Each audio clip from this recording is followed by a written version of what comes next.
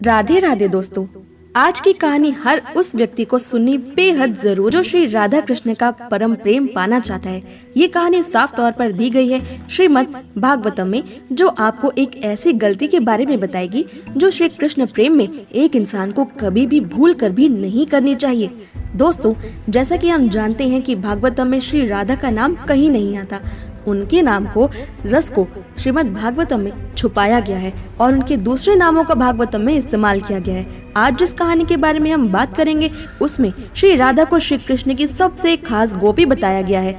इस कहानी के अनुसार एक बार की बात है जब भगवान श्री कृष्ण ने गोपियों के साथ रास क्रीड़ा की और उन्हें सम्मान दिया, तब गोपियों के मन में ये भाव आया कि संसार की समस्त स्त्रियों में हम ही सर्वश्रेष्ठ हैं, हमारे समान और कोई दूसरा नहीं है। जब भगवान ने देखा कि इन्हें अपने ऊपर अहंकार हो गया है, तब उनका गर्व दूर करने के लिए भगवान वहाँ से श्री राधा जी यानी कि अपनी विशिष्ट गोपी के साथ अंतर ध्यान हो जाते हैं। भगवान के अंतर ध्यान होते ही गोपियों की वैसी ही गति हो गई थी जैसे पानी बिन मछली की हो जाती है। वे श्री कृष्ण के विरह से तड़पने लगी।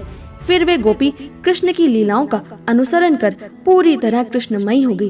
वे चाल ढाल बोलन आदि में कृष्ण के समान हो गई। वे अपनी वास्तविकता भुलाकर अपने आप को श्री कृष्ण ही समझ बैठी और बोलने लगी, मैं ही कृष्ण हूँ। ऊंचे स्वर में श्री कृष्ण का ही गान करने लगी और पल भर में बावरी हो गई। इस वन से उस वन जाकर झाड़ियों में श्री कृष्ण को ढूंढने लगी।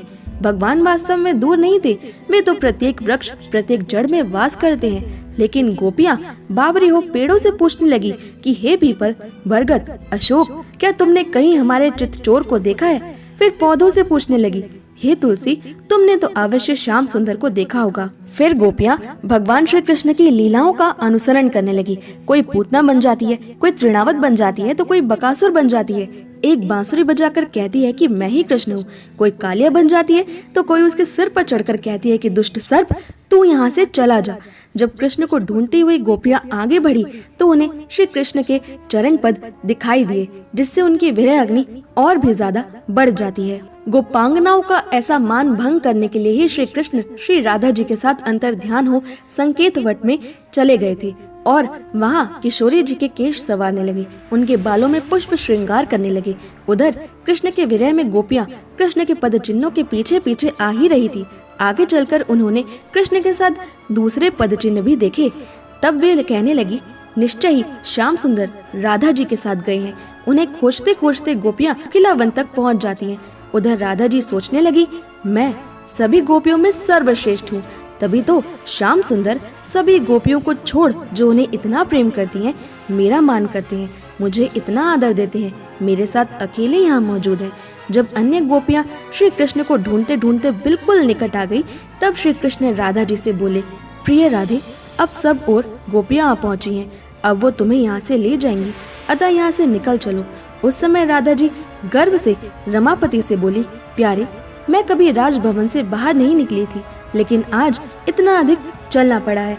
अब एक और पग धरने की मैं सामर्थ्य नहीं रखती, मैं अब और अधिक नहीं चल सकती। तुम ये देख नहीं सकते कि मैं कितना थक गई हूँ। ये सुनकर श्री कृष्ण अपने पीताम्बर से राधिका जी को हवा करने लगे। फिर उनका हाथ थामकर बोले, राधे, अब तुम धीरे धीरे मेरा हाथ पकड़ कर चलो। लेकिन श्याम सुंदर के कहने पर भी उन्होंने अपना पैर नहीं बढ़ाया और श्री हरि की ओर पीठ कर कर खड़ी हो गई। तब श्री हरि बोले, प्रिय, यहाँ अन्य गोपियाँ भी मुझसे मिलने की हार्दिक कामना करती हैं, पर मैं उन्हें छोड़ तुम्हारे मन से आराधना करता हूँ, अतः तुम्हें जो प्रिय हो वही करता हूँ। राधे, तुम मेरे कंधे पर चढ़कर यहाँ से सुख पूर्वक जल्दी चलो। जब राधा जी ने श्याम सुंदर के कंधों पर चढ़ना चाहा और अपने पैर बढ़ाए, उनके पैर बढ़ाते ही श्री कृष्ण वहाँ से भी अंतर ध्यान हो गए। जब श्री कृष्ण अंतर ध्यान हुए तब राधा जी का मान भी भंग हो गया, उन्हें अपनी गलती का एहसास हो गया। वे श्री कृष्ण विरह में ऊंचे स्वर में रोने लगी। तभी गोपियाँ भी वहाँ आ पहुंची। राधा जी को ऐसी स्थिति में देखकर उन्हें बेहद दया और लज्जा भी आई। सब राधा जी को धीरज बंधाने लगती है।